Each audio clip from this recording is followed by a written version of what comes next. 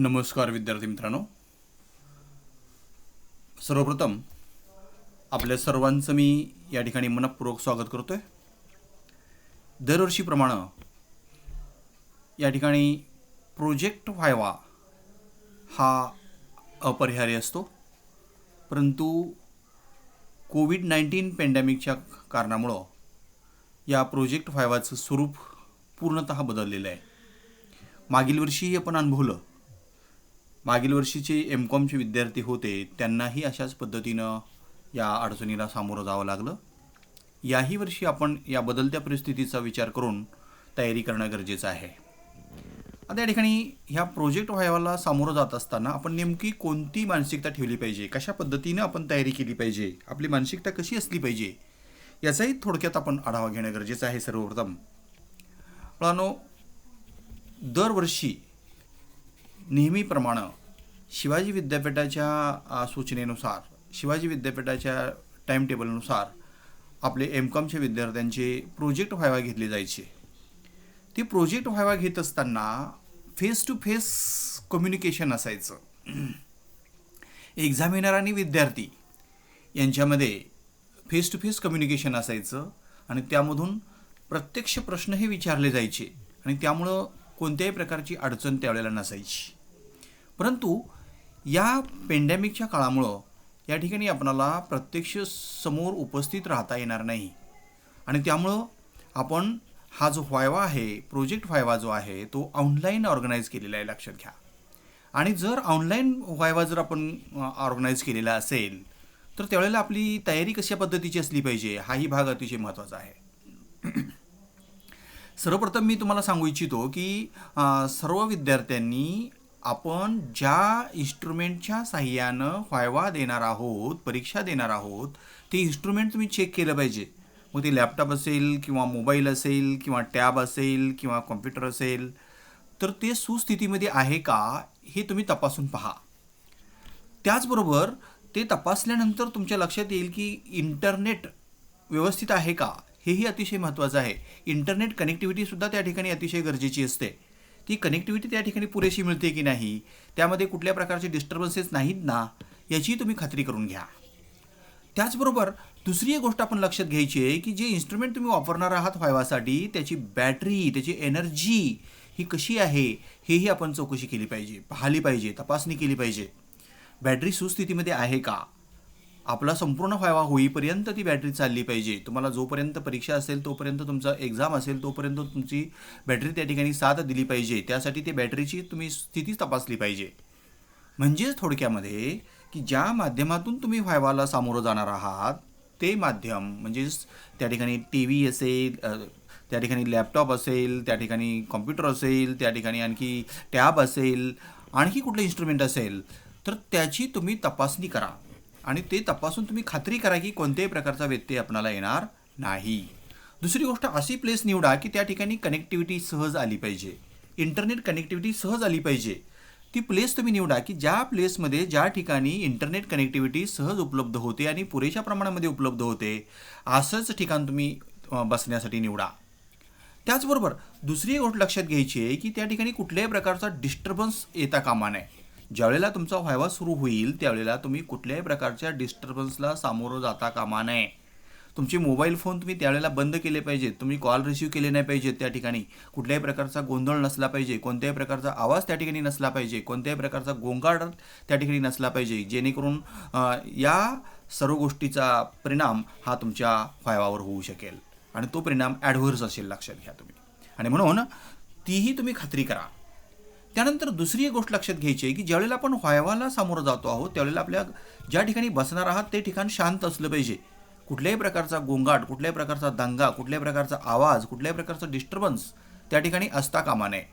आणि म्हणून ती एक काळजी तुम्ही त्या ठिकाणी घेतली पाहिजे. बऱ्याच वेळेला काय होतं की व्हायवा चालू असतो त्यावेळेला अननेसेसरी जे काही नॉईस असतात, व्हॉईस असतात, ते या ठिकाणी येतात, लक्षात घ्या. अनावश्यक जे काही आवाज असतात ते येतात आणि त्यामुळे डिस्टर्ब होऊ शकतो आणि त्याचं बॅड इम्प्रेशन होऊ शकतं आणि त्याचा परिणाम हा तुमच्या या मूल्यांकनावर होऊ शकतो. आणि म्हणून कोणत्याही प्रकारचं त्या ठिकाणी डिस्टर्बन्स असता कामा नये. आणखी एक गोष्ट तुम्ही लक्षात घ्यायची आहे की ज्यावेळेला व्हायवा चालू असतो, तुमचा नंबर आलेला असेल, त्यावेळेला तुम्ही कोणत्याही प्रकारचे फोन कॉल रिसीव्ह करायचे नाहीत. ही एक गोष्ट आपण लक्षात घ्यायची आहे. म्हणजे तुमचं पूर्ण कॉन्सन्ट्रेशन हे या ठिकाणी कशावर असलं पाहिजे, तुमच्या परीक्षेवर असलं पाहिजे. कोणत्या प्रकारचे प्रश्न एक्झामिनर विचारतील, कशा पद्धतीने आपण त्याला उत्तरं द्यायचं आहे, याचीही तुम्ही त्या ठिकाणी मानसिकता ठेवली पाहिजे. म्हणून त्या ठिकाणी कोणत्याही प्रकारचा फोन कॉल तुम्ही त्या ठिकाणी रिसीव्ह करायचा नाही. त्यावेळेला फोन कॉल रिसीव्ह पण करायचा नाही आणि डायल पण करायचा नाही. कारण आपलं संपूर्ण लक्ष कुठं असलं पाहिजे, तर व्हायवावर असलं पाहिजे, एक्झामिनेशनवर असलं पाहिजे. त्याचबरोबर आणखी एक गोष्ट लक्षात घ्यायची आहे की ज्यावेळेला तुम्ही व्हायवाला सामोरं जाता आहात, परीक्षेला सामोरं जाता आहात, त्यावेळेला तुमच्या जवळ तुमच्या प्रोजेक्टची कॉपी असली पाहिजे, प्रोजेक्टची प्रत असली पाहिजे. मग ती सॉफ्ट कॉपी असेल किंवा हार्ड कॉपी असेल, जी कॉपी असेल ती तुमच्या समोर असली पाहिजे, तुमच्या हातामध्ये असली पाहिजे. कारण प्रश्न काहीही विचारले जाऊ शकतात, त्यावेळेला झटकीने तुम्हाला त्याची उत्तरं देता यायला पाहिजेत. लक्षात घ्या. आणि म्हणून प्रोजेक्टची कॉपीसुद्धा तुमच्यासोबत असली पाहिजे. त्याची प्रिंट नसेल तर काढा तुम्ही, आणि ती प्रिंट काढून तुम्ही त्या ठिकाणी तुमच्यासोबत असू द्या. ओके, म्हणजे ही एक प्रिकॉशन तुम्ही घ्यायची आहे. त्याचबरोबर कोणते प्रश्न विचारले जातील हा भाग आपण नंतर पाहणारच आहोत. म्हणजे व्हायवाच्या वेळेला, व्हायवा एक्झाममध्ये कोणत्या प्रकारचे प्रश्न विचारले जातात, त्या प्रश्नाचं सारासार स्वरूप मी आपल्याला त्या ठिकाणी सांगणारच आहे. पण तत्पूर्वी तुमची तयारी कोणती असली पाहिजे, तर सर्वप्रथम तुम्ही काय केलं पाहिजे, तर त्या प्रश्नाच्या अनुषंगानं तुमचे पॉवर पॉईंट प्रेझेंटेशन तयार केलेलं असलं पाहिजे. जे प्रश्न तुम्हाला मी त्या ठिकाणी ऑलरेडी म्हणजे कशा पद्धतीचे प्रश्न विचारले जाऊ शकतात त्याबद्दलची माहिती आपल्याला दिलेली आहे, आणि त्या स्वरूपाची माहिती आणि त्या माहितीच्या आधारानं तुम्ही त्या ठिकाणी तुमचं पॉवर पॉईंट प्रेझेंटेशन तयार केलेलं असलं पाहिजे. आणि त्याचबरोबर तुमच्या प्रोजेक्टच्या संदर्भातली सुद्धा माहिती तुम्ही पॉवर पॉईंट प्रेझेंटेशनमध्ये दिली पाहिजे. त्यामध्ये डाटा ॲनालिसिसचा प्रकर्षानं भाग त्या ठिकाणी अतिशय महत्त्वाचा असतो. पहिला चॅप्टर आणि चौथा चॅप्टर आणि 5वा चॅप्टर हा अतिशय महत्त्वाचा असतो. पहिल्या चॅप्टरमध्ये काय अपेक्षित असतं, तर तुमचे टायटल अपेक्षित असतं, त्याचबरोबर तुमची मेथडॉलॉजी अपेक्षित असते, त्याचबरोबर तुमचे ऑब्जेक्टिव्ह अपेक्षित असतात, त्याचबरोबर त्या ठिकाणी डाटा सोर्सेस तुम्ही कोणते वापरलेले आहेत, त्याचबरोबर त्या ठिकाणी कोणते हायपोथेसिस तुम्ही फिक्स केलेले आहेत, या संदर्भातली माहिती त्या ठिकाणी पहिल्या चॅप्टरमध्ये असते. आणि ती माहिती त्या ठिकाणी तुम्ही सांगणं गरजेचं असतं. म्हणजे त्याचाही आपण या ठिकाणी विचार करणारच आहोत. त्याबद्दलची माहिती मी तुम्हाला पुढे देणारच आहे. लक्षात घ्या तुम्ही, म्हणजे कोणत्या प्रकारची तयारी तुम्ही करायची आहे, तर त्या तयारीच्या संदर्भात मी अगोदर तुम्हाला पूर्वकल्पना दिलेली आहे. आणि त्यानुसार तुमचे प्रेझेंटेशन तुम्ही तयार केलेलं असलं पाहिजे. आणि ते प्रेझेंटेशन तुम्ही ज्यावेळेला तुमचा नंबर पुकारला जाईल त्यावेळेला तुम्ही त्या ठिकाणी तुमचा एनरोलमेंट नंबर, नाव सांगून त्यानंतर ते PPT पॉवर पॉईंट प्रेझेंटेशन तुम्ही शेअर करायचं आहे, आणि शेअर करून त्या ठिकाणी चर्चा करायची आहे. लक्षात घ्या तुम्ही, प्रेझेंटेशन करायचं आहे. म्हणजे अशा पद्धतीनं इतर पद्धतीचा व्हायवा आणि हा ऑनलाईन व्हायवा यामध्ये हा फरक आहे. लक्षात घ्या. आणि म्हणून हा फरक पहिल्यांदा तुम्ही समजून घ्या. आणि तत्पूर्वी तुम्ही सर्वांनी आणखी एक गोष्ट लक्षात घ्या की तुम्ही तुमचे पॉवर पॉईंट प्रेझेंटेशन तयार ठेवलेले असले पाहिजेत. आणि तुमची PDF जी फाईल आहे, PDF फाईल प्रोजेक्टची तुम्ही महाविद्यालयाच्याकडं सादर केली पाहिजे, दिली पाहिजे. मी तुम्हाला ईमेल ID दिलेला आहे. त्या ईमेल IDवर सर्व विद्यार्थ्यांनी आपले PDF कॉपीज प्रोजेक्टच्या दिल्या पाहिजेत. बऱ्याच विद्यार्थ्यांच्या अडचणी असे आलेल्या आहेत, त्यांनी ज्या कॉपीज पाठवलेल्या आहेत त्या ओपन होत नाहीत, त्या ओपन झालेल्या नाहीत, त्या ओपन पण होत नाहीत, आणि त्यामुळे मग तुमचा प्रोजेक्ट पाहता येत नाही आणि त्या तपासण्यामध्ये अडचण येते.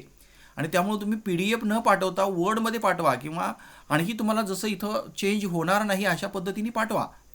म्हणजे तेही तुम्ही काळजी घेतली पाहिजे की आपली PDF फाईल पोचलेली आहे का, आपलं पॉवर पॉईंट प्रेझेंटेशन त्या ठिकाणी पोचलेलं आहे का, याची तुम्ही खात्री केली पाहिजे.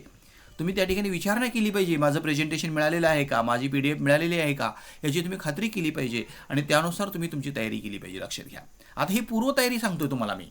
आता या ठिकाणी ज्या विद्यार्थ्यांनी अद्यापही PDF दिलेली नाही महाविद्यालयाच्या कडं किंवा मी दिलेल्या ईमेलला, तर त्या विद्यार्थ्यांनी ताबडतोब आपली PDF प्रोजेक्टची पाठवून द्यायची आहे, किंवा कॉपी प्रोजेक्टची पाठवून द्यायची आहे. आणि त्याचबरोबर पॉवर पॉईंट प्रेझेंटेशनसुद्धा तुम्ही तयार करून त्याच्या स्लाईड्ससुद्धा त्या ठिकाणी शेअर करायचे आहेत. लक्षात घ्या.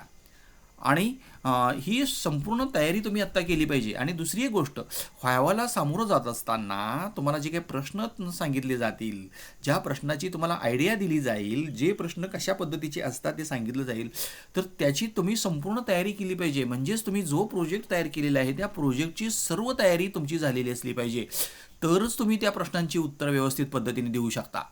जर तुम्ही तयारी केली नाही तर तुम्हाला प्रश्नाची उत्तरं व्यवस्थित पद्धतीने देता येणार नाहीत आणि त्यामुळं तुमच्या व्हायवाच्या मार्क्सवर त्याचा परिणाम होईल.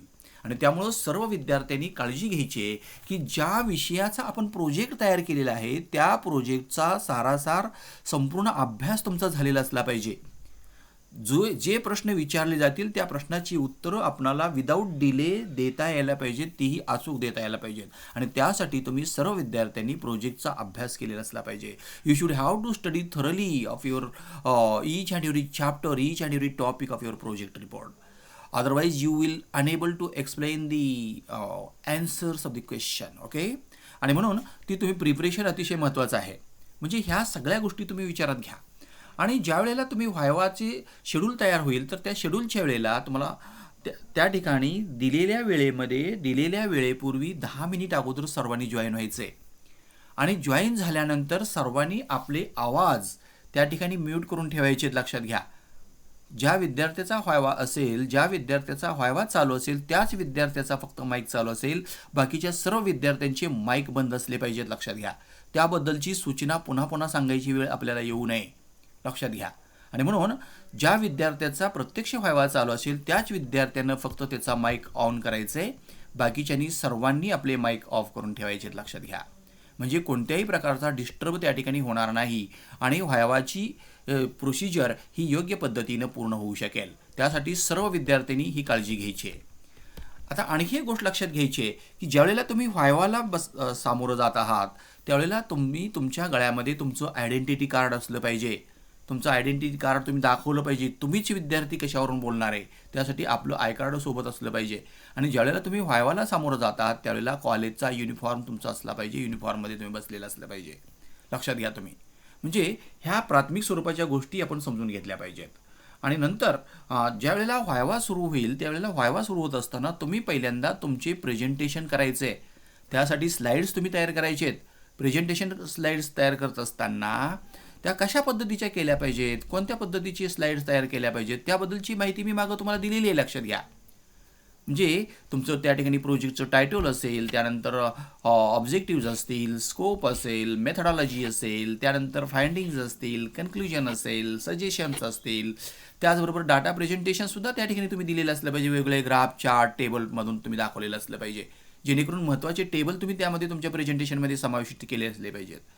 आणि त्यानंतर मग शेवटी फाइंडिंग्स, कन्क्लुजन, सजेशन आणि बिब्लिओग्राफी ही त्या ठिकाणी तुम्ही त्या प्रेझेंटेशनमध्ये समाविष्ट केलेली असली पाहिजे. म्हणजे अशा पद्धतीच्या स्लाईड्स तुम्ही तयार केलेल्या असल्या पाहिजेत. आणि त्या स्लाईड्स ज्यावेळेला तुमचा नंबर येईल त्यावेळेला तुम्ही त्या स्लाईड शेअर करायचे आहेत. आणि यासाठी तुम्ही याची प्रॅक्टिस केली पाहिजे, याचा सराव केला पाहिजे. आपल्याला जमेल का, आपली प्रेझेंटेशन ओपन होतं आहे का, प्रेझेंटेशनमध्ये सर्व माहिती आलेली आहे का, प्रेझेंटेशनमध्ये सर्व प्रश्न घेतलेले आहेत का, सर्व टॉपिक घेतलेले आहेत का, सर्व घटक घेतलेले आहेत का, हे तुम्ही तपासून पाहिलेलं असलं पाहिजे.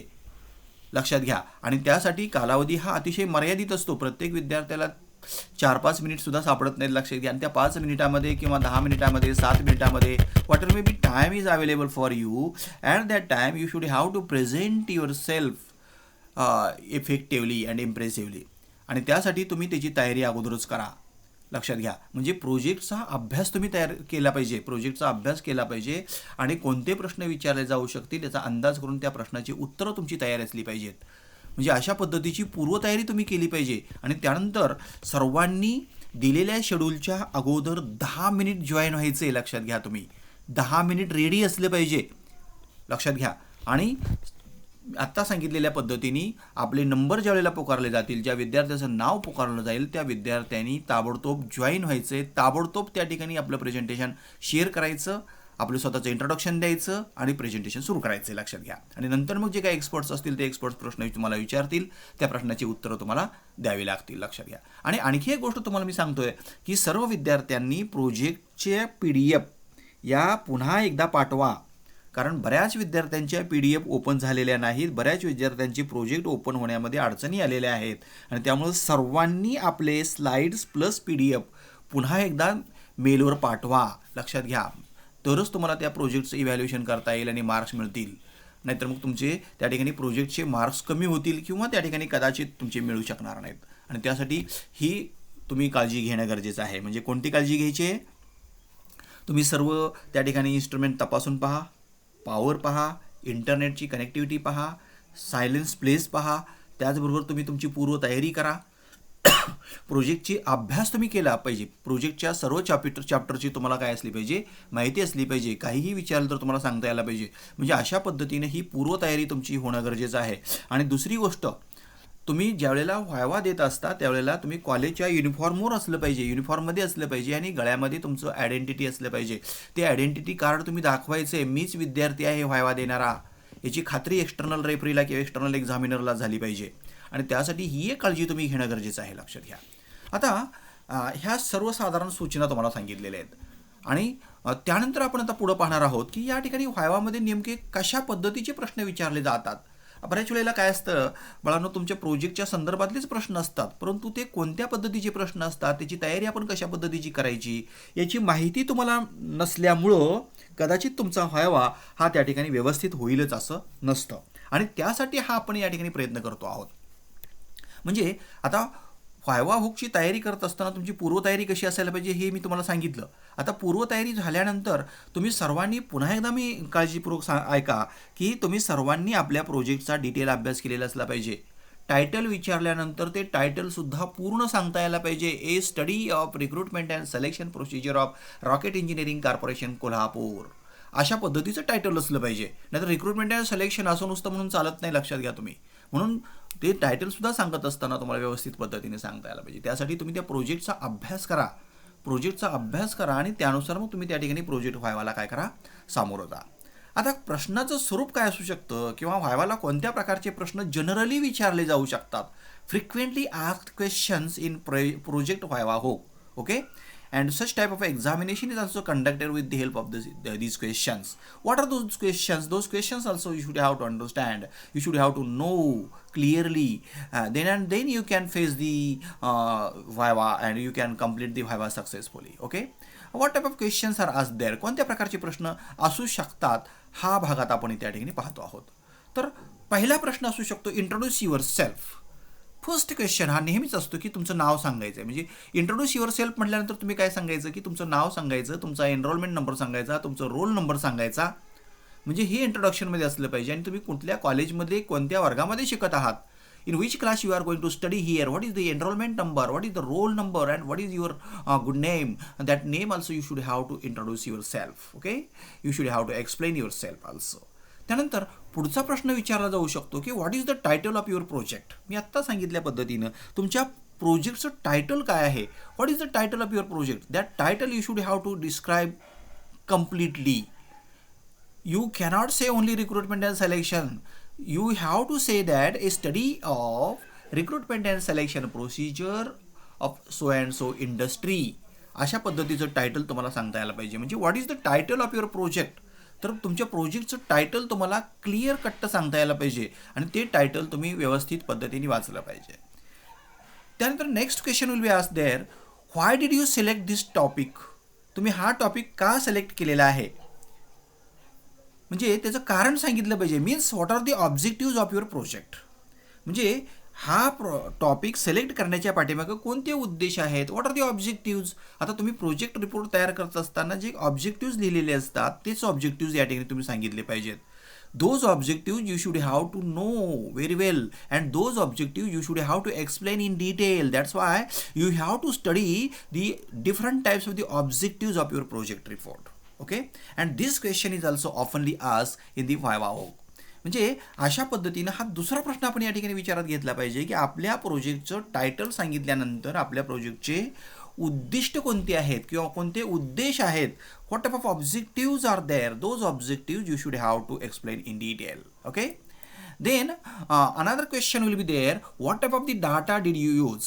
म्हणजे तुम्ही प्रोजेक्टसाठी कोणत्या स्वरूपाची माहिती वापरलेली आहे, कोणत्या स्वरूपाचा डाटा तुम्ही वापरलेला आहे. आता डाटाचे टाईप तुम्हाला माहिती असले पाहिजेत. कोणत्या प्रकारचा डाटा असू शकतो, what are the types of data.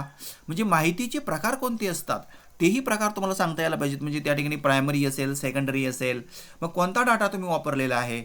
आता आपला कुठलाही विद्यार्थ्याचा प्रोजेक्ट रिपोर्ट हा कोणत्याही एकाच डाटावर अवलंबून नसतो. त्या ठिकाणी तुम्ही प्रायमरी डाटाही वापरू शकता आणि सेकंडरी डाटाही वापरावा लागतो तुम्हाला. आणि त्यामुळे मी कोणता डाटा तुम्ही त्या ठिकाणी प्रोजेक्ट रिपोर्ट तयार करत असताना वापरलेला आहे ते तुम्हाला सांगणं गरजेचं आहे.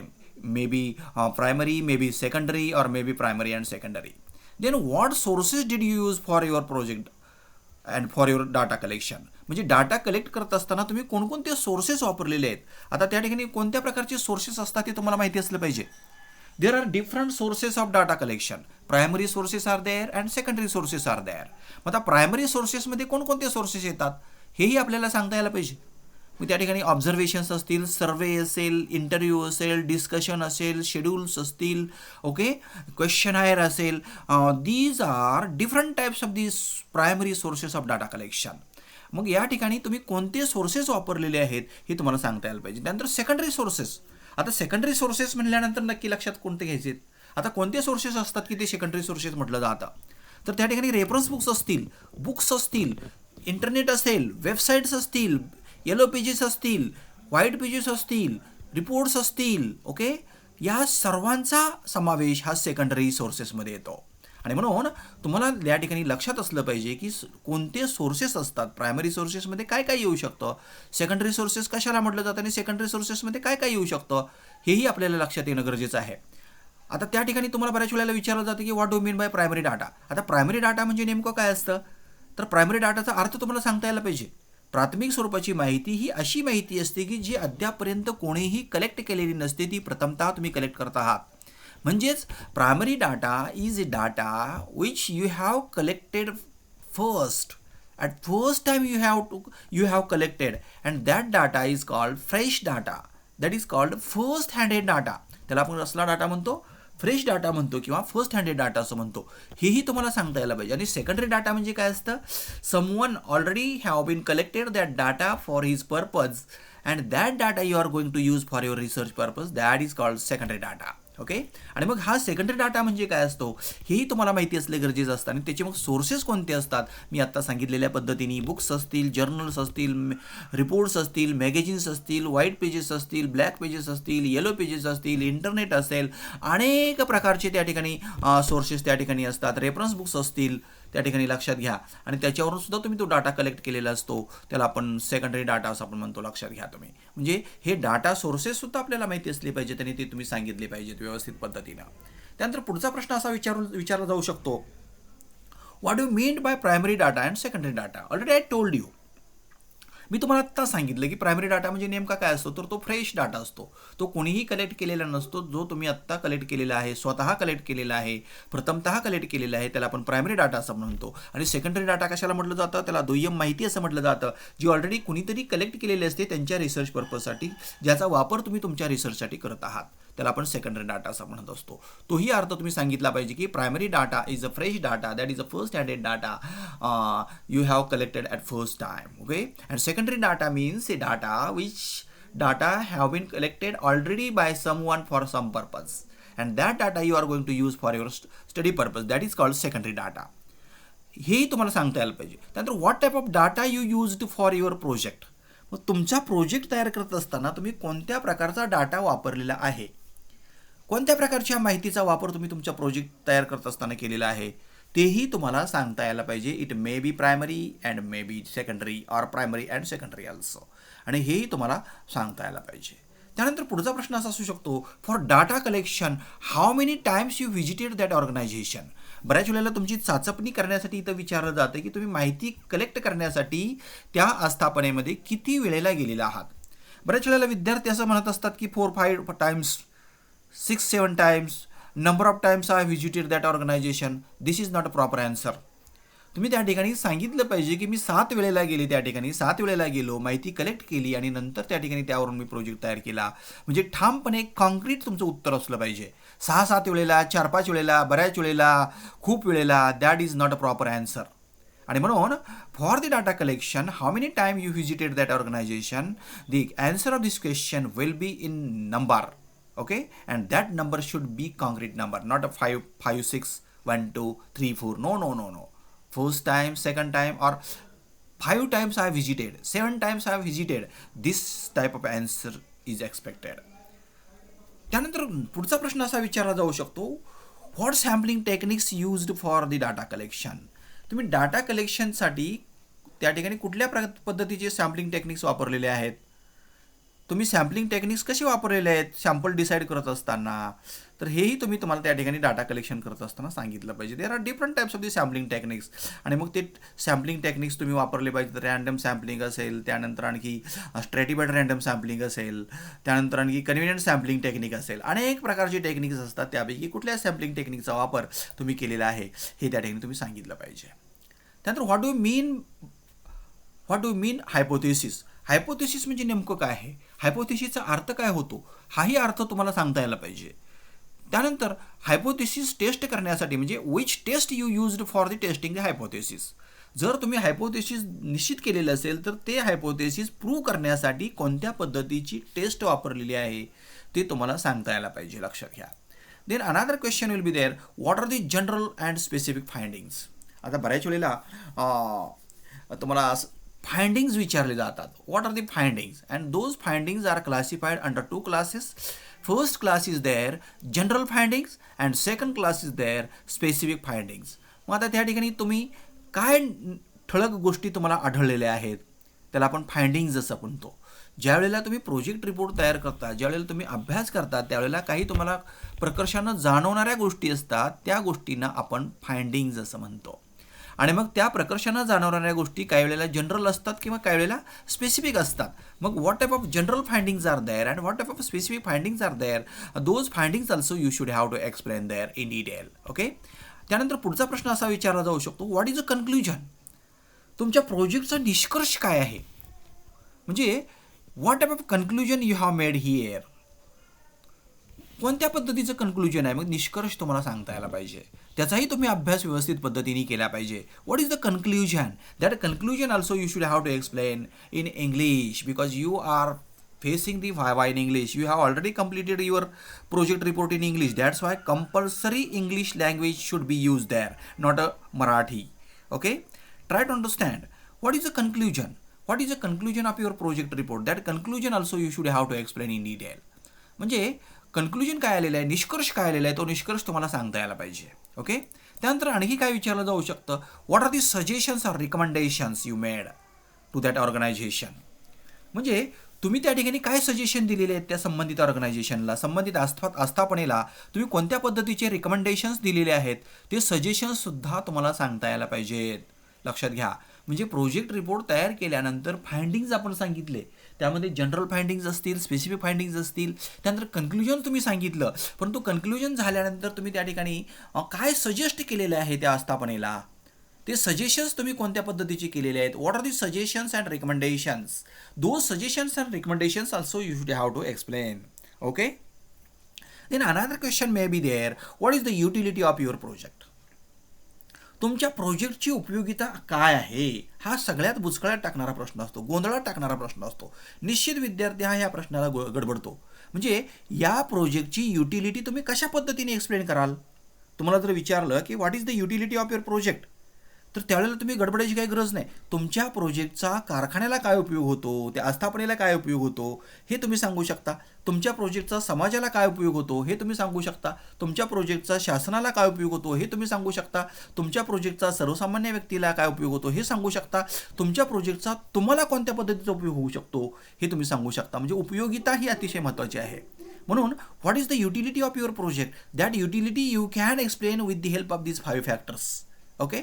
म्हणजे जर तुम्हाला विचार तर सांगता यायला पाहिजे, लक्षात घ्या. म्हणजे अशा पद्धतीनं सर्वंकष अभ्यास तुमचा या ठिकाणी तुमच्या प्रोजेक्टचा असला पाहिजे.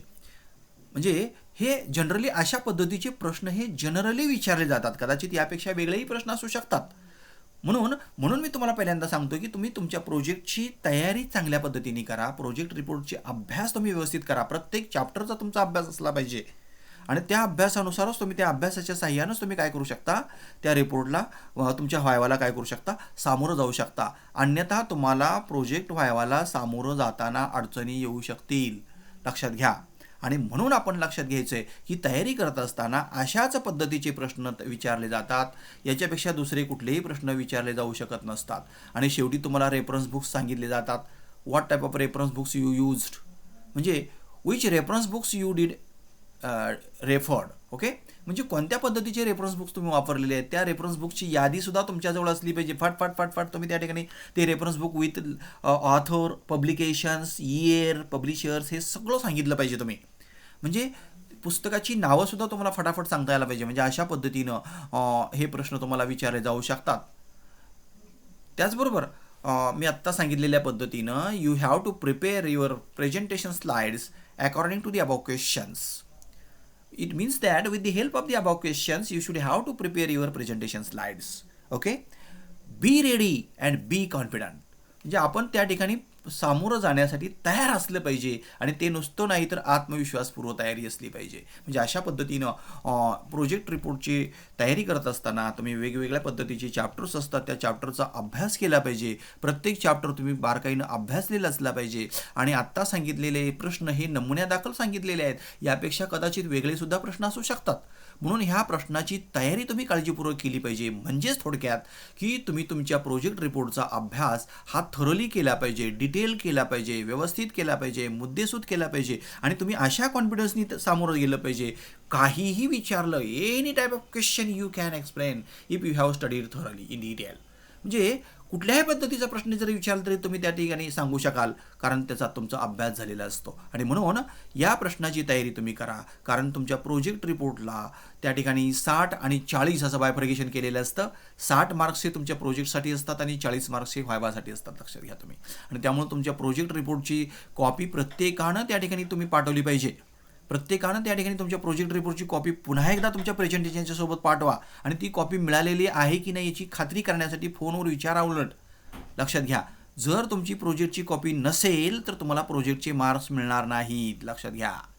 आणि त्याचबरोबर तुमचे व्हायवाचे सुद्धा मार्क्स तुम्हाला देताना तुम्ही टोटली तयारी केली पाहिजे, पूर्ण प्रश्नांची तयारी केली पाहिजे, पूर्ण प्रोजेक्ट तुम्ही अभ्यासलेला असला पाहिजे, तरच तुम्ही त्या ठिकाणी काळजीपूर्वक उत्तर देऊ शकाल. अन्यथा तुम्हाला प्रोजेक्ट व्हायवा फेस करत असताना you will face an number of difficulties and that's why you should have to study your project thoroughly in detail and then you can explain thoroughly and in detail the questions asked by the experts. Okay, म्हणजे अशा पद्धतीनं तुम्ही तयारीला राहा, तयारी करा, आत्मविश्वासपूर्ण तुम्ही सामोरे जा आणि प्रोजेक्ट व्हावा हा तुमचा व्यवस्थित पद्धतीनं पूर्ण व्हावा ही तुम्हाला या ठिकाणी तुमच्याकडून मी अपेक्षा करतोय. आणि या ठिकाणी जर समजा ज्या विद्यार्थ्यांनी, अजूनही सांगतो, ज्या विद्यार्थ्यांनी प्रोजेक्टचे PDF दिलेले नसतील, those students who have not submitted their PDF copy of the project report yet today submit it urgently. ज्या विद्यार्थ्यांनी अजूनही प्रोजेक्टची कॉपी सबमिट केलेली नसेल, PDF असेल किंवा वर्डमध्ये असेल, ती जर सबमिट केलेली नसेल तर ताबडतोब तुम्ही त्या ठिकाणी मेलवर पाठवून द्या. लक्षात घ्या तुम्ही. Already I have told you, already I have noticed on the WhatsApp group also, and afterward also some students have not been sent, and some students sent their copies but that is unable to read, that is unable to open. These type of difficulties I am going to face here. That's why you should have to send that copy through email in PDF format also. Okay. अशा पद्धतीनं या viva हुकला सामोरं जात असताना सर्वांनी आपल्या प्रोजेक्टची पुढची तयारी करा. प्रोजेक्टची कॉपी तुम्ही परत एकदा पाठवा, त्याचबरोबर प्रेझेंटेशनची कॉपी तयारी पाठवा आणि प्रेझेंटेशन तयारी करून प्रेझेंटेशनची तुमची डिटेलमध्ये तयारी असली पाहिजे. कोणताही प्रश्न विचारला तरीसुद्धा तुम्हाला त्या प्रश्नाचं उत्तर व्यवस्थित पद्धतीने देता यायला पाहिजे. अशा पद्धतीची तुम्ही तयारी करा जेणेकरून तुम्हाला चांगल्या पद्धतीने मार्क्स मिळू शकतात. ओके, तुम्हाला सर्वांना या प्रोजेक्ट व्हायवाच्या शुभेच्छा देतो आणि थांबतो. Thank you very much.